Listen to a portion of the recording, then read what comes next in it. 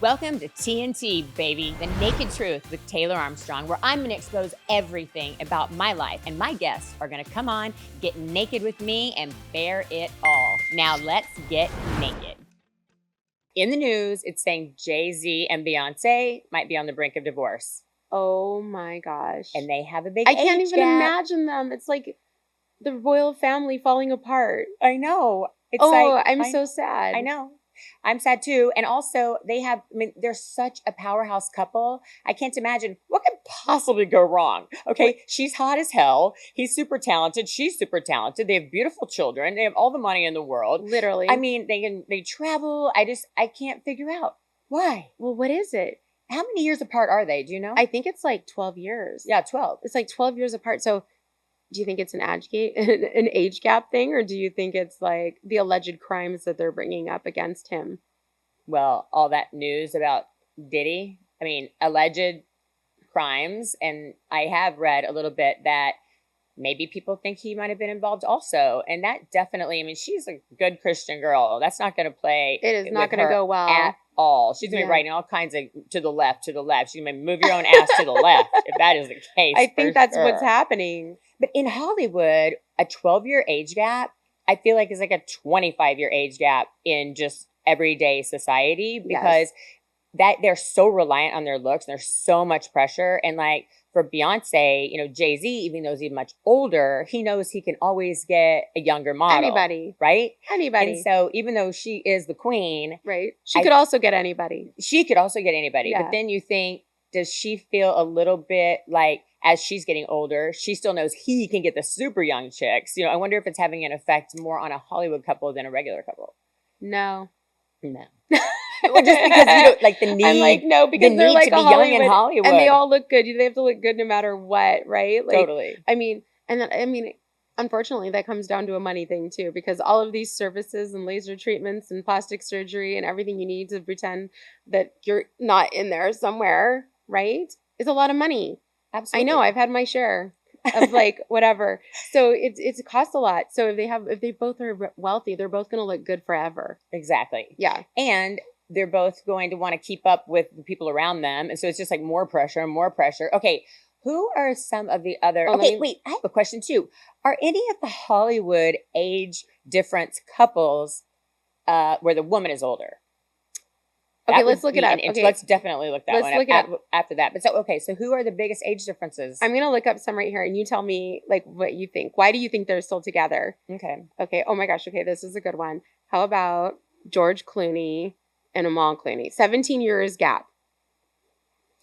Well, George Clooney. Well, because he's hot. Okay, that's the answer. That is why they are together. She's beautiful and brilliant. But and also I think because she's not in the industry.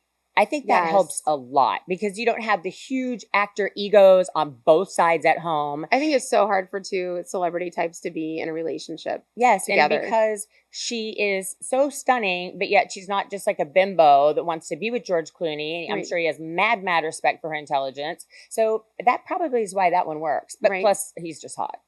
Yeah, plus he's just George Clooney. He could make her really mad and she'd be like, but he's George Clooney. Right? Okay, oh my gosh. Okay. Blake Lively and Ryan Reynolds, 11 years. Not a huge age gap, but they are like America's cutest couple. They are so cute. And I never knew they had a big age difference because he still looks to me like he would be in her same age range. I know. She still looks like she's in her 20s. I know. They're both in her 20s? Let's look. Oh, they met when she was 22. Well, and he was 33. That actually seems pretty good. They seem just cute together. And she's probably very mature for her age. She's a hard worker and like was always work. You know what I mean? Which I think probably does make a big difference too, because if an older person who has a big career marries a really young person who really doesn't want to work, AKA my friend who's dating the 20-year-old, then what happens when like this person has goals and this one doesn't? Like, does that after a while get super annoying? Is it better to be a power couple where both people have huge goals? See, that's that balance again, right? But I don't know, because I feel like with George Clooney and his wife, I feel like they both probably have big goals. Huge, I think. Yeah, like massive. They're both powerhouses, but in different worlds. Total different worlds. So maybe you can both have big goals, but maybe in different arenas.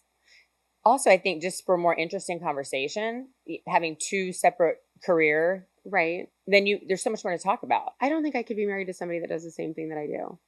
I don't think anybody could do everything you do. Could you imagine? So funny. Oh my gosh. Let me tell. Okay, let's pull up one more, maybe two more. Let's see. I'm not too sure who's going here. Who do we love? There's lots of people with, Camilla and Matthew McConaughey, 13 years. There's you just have to go back beautiful together people. They're hot. They're both just hot. They're just gonna have to make it work. Otherwise, we'll all be so disappointed. Yeah, right. They're hot. They're both go-getters. They're both doing everything. And he is a blast, and seems like he has a great sense of humor. And she probably gets because I love cowboys. You know, I've been married twice, and both were cowboys. And growing up in Oklahoma, I love that tough guy, caretaking cowboy thing, and with the charm. Gosh. And Matthew McConaughey is exploding with it. Right? I think that listen, I've never met a girl that wasn't like Matthew McConaughey. Yes, right. Yeah, you've never heard a no on that. No, one. Never heard a no. And I'm super excited because he has taken over Yellowstone now, which is one of my very favorite shows. And I was so disappointed when everything was falling apart with Kevin Costner, and then now Matthew McConaughey is going to be the guy, and I'm thinking maybe shirtless a lot. I think I might start watching now. I bet you will. Yeah, you don't even have to catch up because you don't even care. I don't even care. I'll just start watching now. You know, because I'm not a big TV person, but I think for that I would be. I think so. Yeah. I think they're probably going to pay him extra just to not wear a shirt through the whole entire season. Oh my gosh. So you better tune in, Gemma. Yeah, I will. I mean, it's a done deal for sure. Yeah, and his wife's so beautiful too. So oh my gosh. I don't know. I don't know if it's different in Hollywood than it is in everyday life. The pressures are different. You know what's interesting about that is that I feel like maybe not, right? Like picture you have two couples, they're total powerhouses, they're real estate agents, top of their game, like selling Sunset, right? Or one of these big $1 million.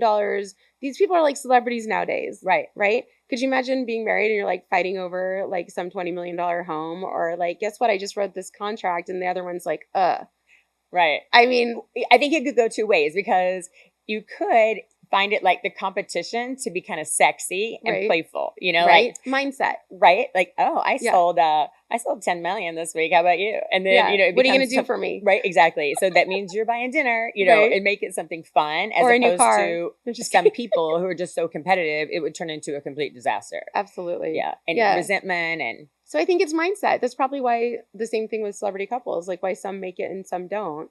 Like the ones that make it, you can tell they're like loving, they want to put each other first, they're trying to make it work, like they know their schedules are different, like all those things, right?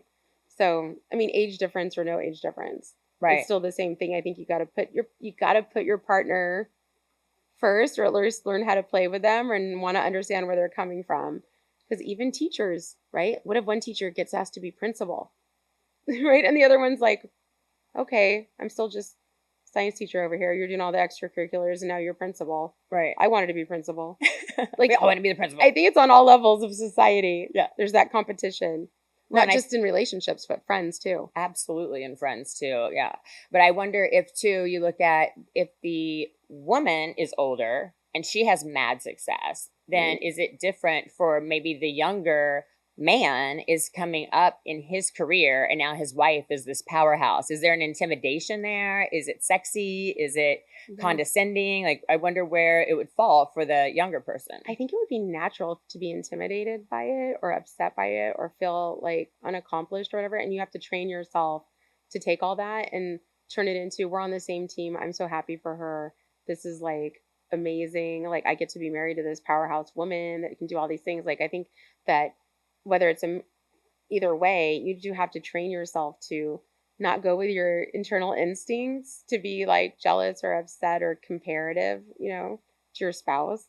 Well, and the respectful thing to do would be to learn from her and to just be able to admit that there are a few things that an older woman could teach a younger man. Absolutely. And be empowered by her and inspired, and watch the lessons she's already learned, because then you don't have to learn them. You already know them without spending the time. So you just gain 10 years in your life.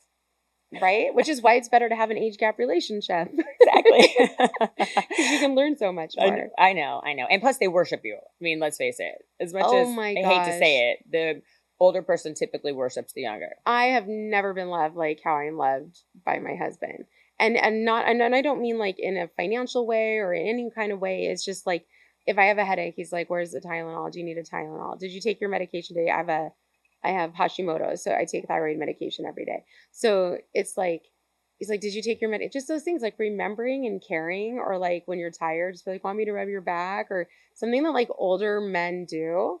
Like younger men, I've never had a younger boyfriend, even when I was younger, that was like really giving in a caretaker type of way. I live the same. Absolutely. Yeah. I'll be like, will you go downstairs and do this and bring me something up while I'm getting ready? And I'm sure a younger person would be like, you're going downstairs eventually. Like, you're going to be fine. You can wait. And John will go do it every time. Or even like at the wellness retreat where we're at this weekend. So like Anthony drove me up and I'm like, oh my gosh, there's no parking. Would you mind sitting in the van until Taylor gets here so that she can have this parking place? He's like, okay, babe. And he like sat in the car for 2 hours, worked from his phone, whatever, because it was on this massive hill. And he knew like you didn't know what shoes you were going to be wearing, like what was going to be happening. Didn't want you to have to walk down the hill or up the hill carrying all the stuff. So it was like, I don't think a lot of like 20 something guys are like going to put in all that extra effort like all the time. I feel like you have to learn those lessons and get to that point. Right. Where you're like willing to grow into the gentleman that you become. Yes. But gentleman is a word. Yes, gentleman. But when, your husband's so sweet. Like, I don't know that my husband would have sat there for 2 hours. He has a lot more patience than John. Oh and I also see as John gets older, he's getting a little curmudgeon-y. I love the word curmudgeon-y. Oh my gosh. Somebody's gonna be like, that's not a word. But I do see his patience getting shorter. Right. And him being a little bit grouchier than he was when he was young. And I don't know if that's just because like he's probably more tired. And, it's probably joints hurt a little bit more if that's where his little Mr. Curmudgeon comes out. But I have noticed, I'm wondering with an age gap, if that's always the case where you start to see I do feel like I've actually seen that too. So like as generous and sweet as he is, he's way shorter. Like, I'm like, are you upset? No.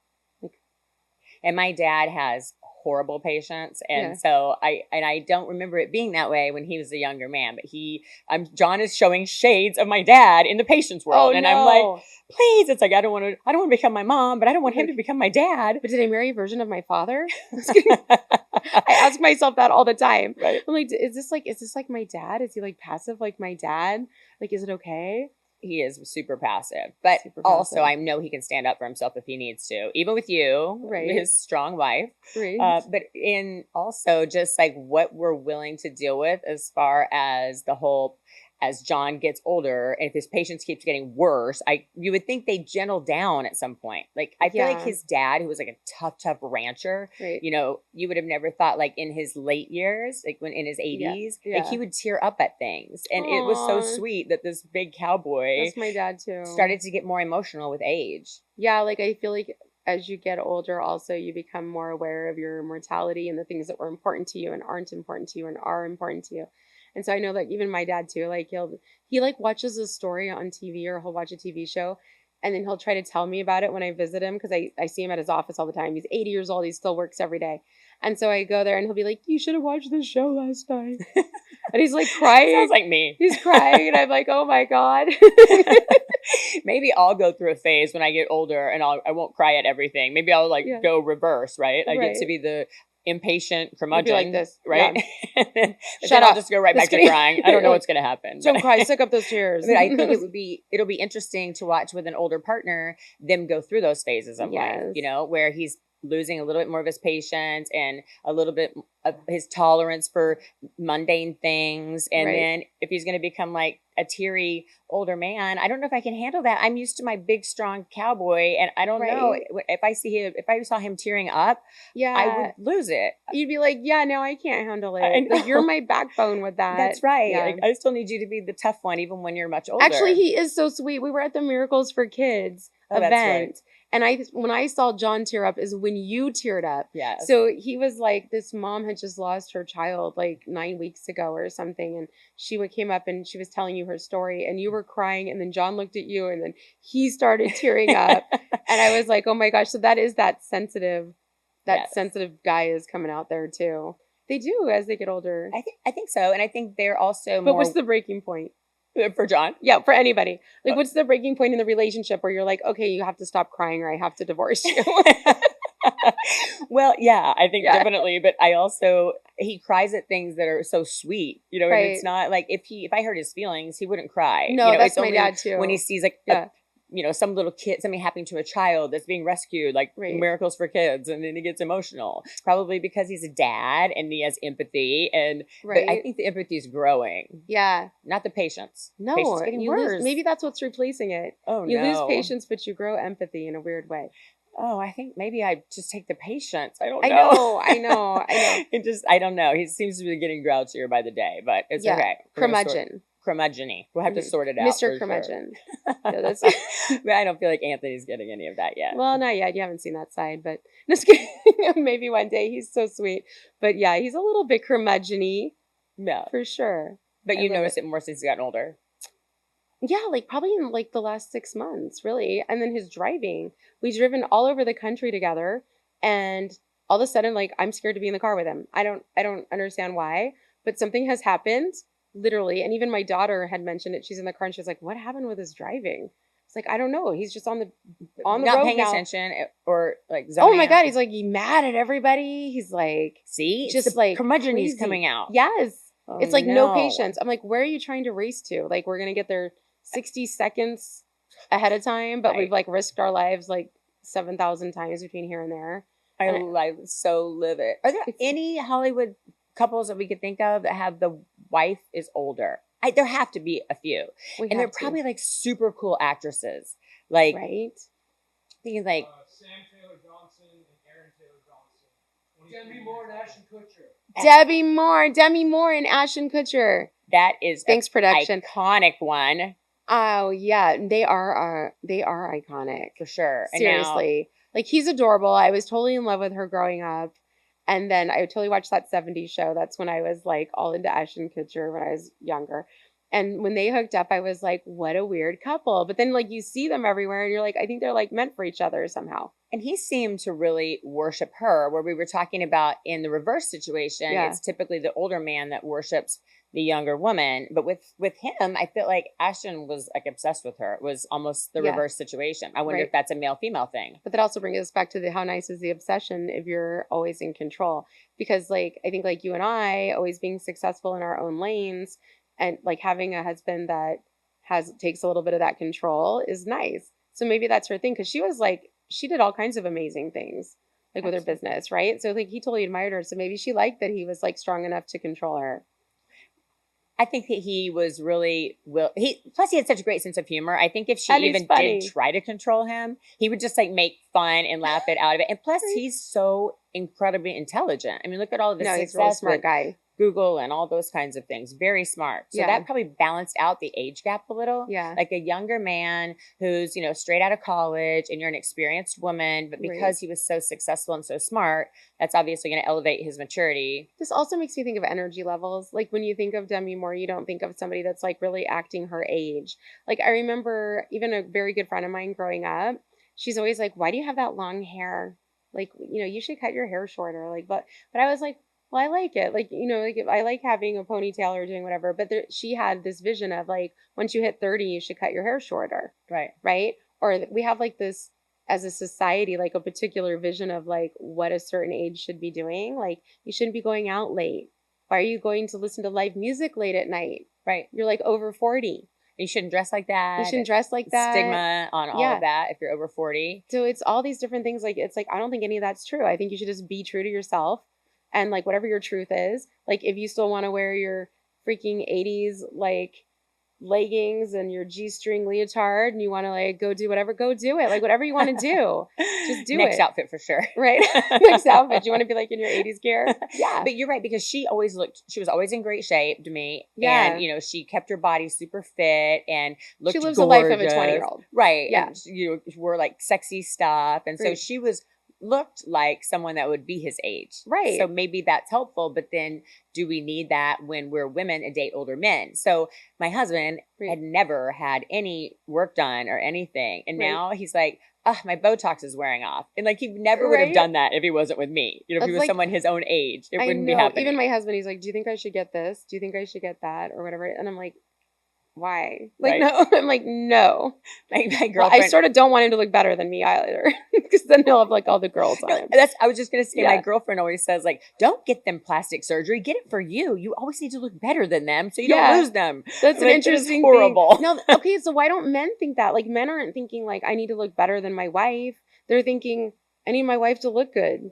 See, there is a lot more pressure on women. 100%. To look good at any age. Like, it's like crazy. And then if your husband's not doing Botox or whatever, then he's like, oh, and if he's wealthy, he's like, maybe I'll trade her in for a different model. That's why we feel like we have to keep up. Yeah. So they don't trade us in for a different model, even if it's the same age. Right. Marriage. That's almost more pressure. Yeah, it's actually a lot of pressure because you're like aging differently or whatever it is. And like you and your husband, even though he doesn't want you to cheat and doesn't want other men to pay any attention to you, they do kind of want you to still be desired by other people because they want to feel like they got, something on their arm that's so like true up there. The arm candy thing. Yeah, the arm candy thing. It's like, okay, there's just a lot of pressure, whether you're married or you're single, to maintain looking youthful. Right. When in reality, I think as a society, we should probably focus more on our energy levels and our health, right? So that we can act younger,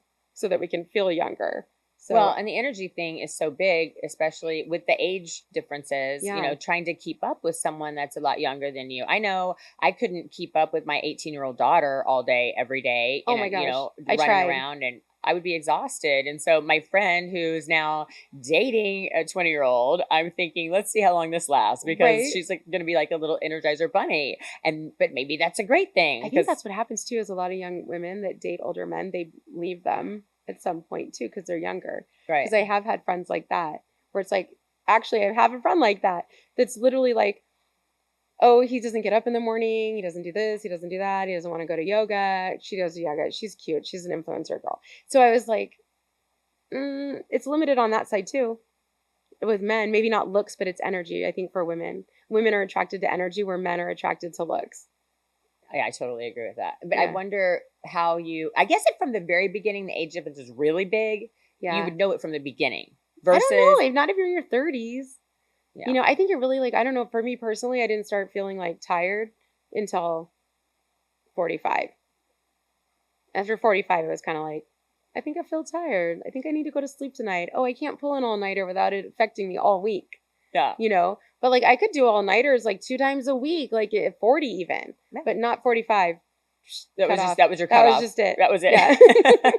Your husband must be so happy. He's like, oh, good. No more all-nighters. Yeah, that's it. He's like, I'm exhausted. I've been doing this for too long with you, lady. Funny. From his perspective, yeah, I've always stayed up too late. Yeah. Yeah, from the beginning of the relationship. Well, you and I both do that, though. We stay up late. And then that was the other situation with John and myself, because he was very heavy into his career when we got together. And I was in entertainment, so entertainment, mostly we would film at night. Right. And he's used to having to be up on New York time. Right. So 6 a.m. at least. Right. Yeah. 6 a.m. minimum. Yeah. And so I stay up late, then he gets up super early. So then that creates just a difference in not only our career paths, but also he needs more sleep than I do. And he can't stay up as late as I do. I mean, he could, but he'd be wrecked the next day. Right. Like we recover differently. Yeah, totally. I think that's the same thing. So like I naturally, and I don't know if it's because I always worked a lot with my kids growing up or what happened, but like 10 o'clock at night, I'm ready to go. Like 10 p.m. second wind, I can like work 5-6 hours straight, 10 like seriously to 6 a.m. As long as I get a nap in the morning between 8 a.m. and 12, I'm good. So people would always be like, you stay up all late and you don't wake up in the morning. I'm like, I was up all night. Exactly. And I slept for 4 hours. Right. Yeah. And so I have this conversation with John, because then I'll come to bed really, really late. Yeah. And then, I'm wrestling around because now I'm trying to go to sleep, which I'm terrible at anyway. Right. And then he's like, stop moving around. And then he starts snoring. Oh, like God. Crazy, because he's been asleep, right? So he's in that deep state of just snoring so loud. We need a whole episode on snoring. Absolutely. Oh my God. And then so because of our lifestyle differences, then I'm up all night listening to him snore, and then he gets up at 6 a.m. and then I go to sleep finally, and then I get up at noon and he's like, you slept all day. I'm like, no, I didn't sleep all night. Yeah, no, just I like did not. Your situation. Right. But I can tell that there's such a big difference because he's been on a routine his whole life, being in business and being on Wall Street. Mine too. Right. And so he's not used to this whole airy fairy. I'm, making. I just sleep whenever I want to. Right. I sleep when I want. I mean, I work a lot, but I sleep when I want. And so in between. But I think there would be a difference anyway, because I feel like older people, they get up so much earlier. Yeah. And then go to bed a lot earlier. I also always wonder when that's going to start kicking in, right? Like when you don't need to, and you eat less, you like don't need. I can already feel the like not really needing to eat thing starting to happen. Like I can just wake up, and the next thing you know, it's like 6 p.m. and I'm like, oh, I should probably eat dinner or something. But like the whole eating thing, like older people don't eat as much. They don't have to have a regular eating schedule. They pretty much just eat dinner, and they also like don't need as much sleep. They say, right? So probably because they're doing a lot less too. Yeah. But then, like okay, Gemma, if you guys start going to like the early bird specials, you've got to like flag me. I'm going to cut that off immediately because then I'm never going to see you.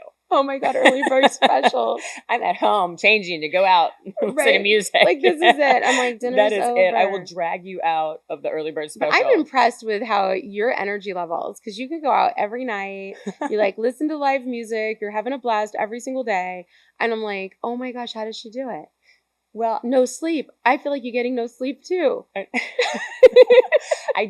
But I also wonder, because I love that lifestyle. John loves it too, but then when will that discontinue? And then right, and then do I have to be like, wah, wah, no more live music? No, you're gonna have to be like, have fun. I'm going out. Leaving. Right, that's where that comes in. We used to go two-stepping a lot, and and he's a great swing dancer. Growing up in in the mountains, and growing up in Oklahoma, of course. So that is so fun. Two-stepping is so fun. So much fun, and he's a great swing dancer. Well, he has like a shoulder problem now. So like the dancing is becoming smaller and smaller, and like, oh no, the writing's on the wall. You're gonna take baby steps. That's right. At least two-stepping you can do, because like I love that actually there's a lot of older people that go two-stepping. Right. And so you can just kind of two-step it around at your own pace. All the spins will be cut out. It's a good thing we didn't fall in love breakdancing. Oh my God, yeah, there's no going for breakdancing.